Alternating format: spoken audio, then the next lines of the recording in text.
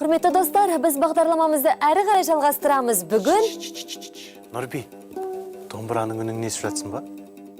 Әрине естіп жатырмын. Ойнап жатқан Темір Дулат қой. Құрметті достар, бүгін бізде қонақта талантты күйші Темір Дулат.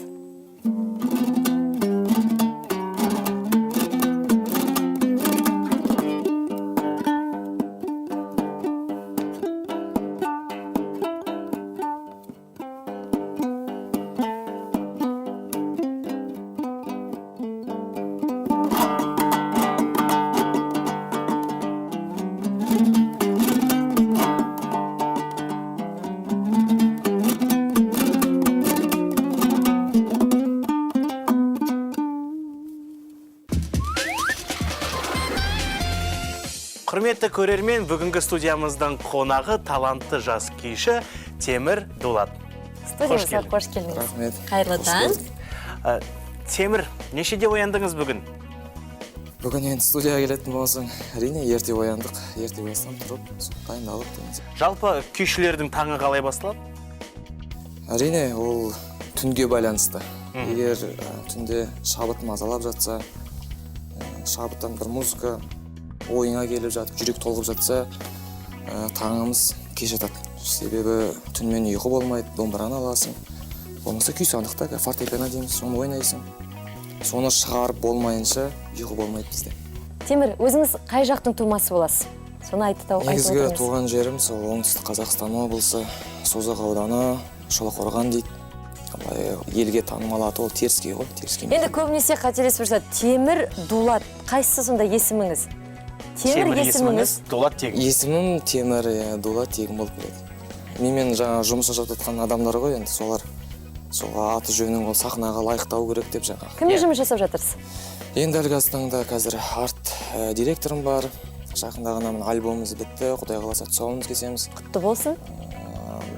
Біраз телеарналар бізге, маған өзіме арнап бір клип түсіріп берген, оны біраз көрсетті. Енді жалпы жақын арада енді бір пиар-менеджер дегенде керек екен. Сол пиар-менеджермен де жұмыс жасап жатырмыз. Болашақта енді жаңадан бір проекті кәсіп мүмкін біз білетін пиар-менеджер шығар. Оны білмейтін шығарсыздар, әрине. Ондай пиар-менеджерлер халыққа көп шыға бермейді. Дұрыс, жалпы Қазақстан шоу-бизнесіне кіріп жатыр екенсіз. Негізі Темір, сіз тек қана орындаушы емес, осы күй шығару өнеріңіз бар екен деп, композиторлық өнеріңіз бар екен деп естідім. Сол туралы айтып отырсаңыз. Енді мына сынықтың қасында жоғат дейма, мен өзім талантты күйші, дәулескер күйші, композитор, елімізге белгілі Секен Кәрімұлы Тұрысбеков ағамыз бар. Сол кісінің қол астында, сол кісі өзі тәрбиелеп жатыр.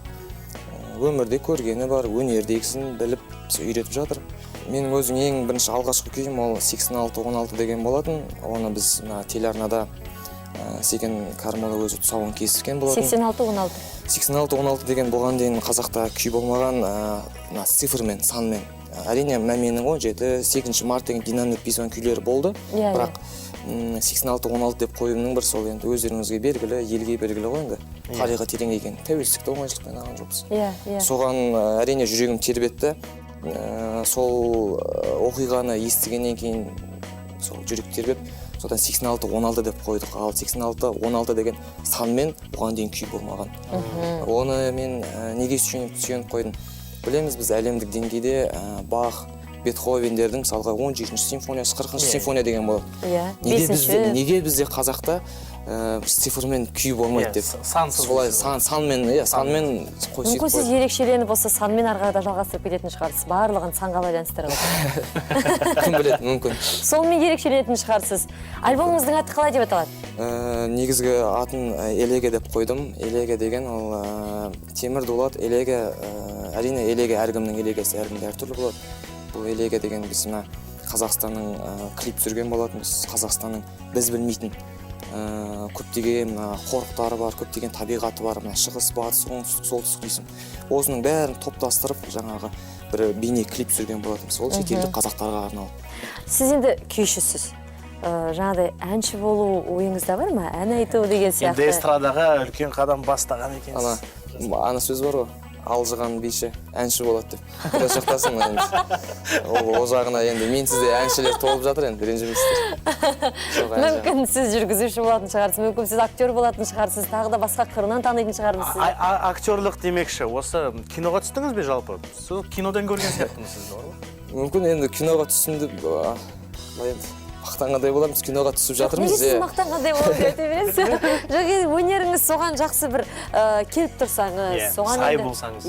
Бұлай елге жалпы халыққа танылған киноларға түскен жоқпын, бірақ мына телеарналардың шақыруымен түсіп жүрмін. Яғни ұсыныс түсіп жатса сіз барасыз? Ұсыныс түсіп жатыр, иә. Енді әнші айтсаңыз десем мүмкін тағы да айтып қалатын шығарсыз, кім біледі? Жоқ, негізі Бауыржан Момышұлының бір жақсы сөзі бар.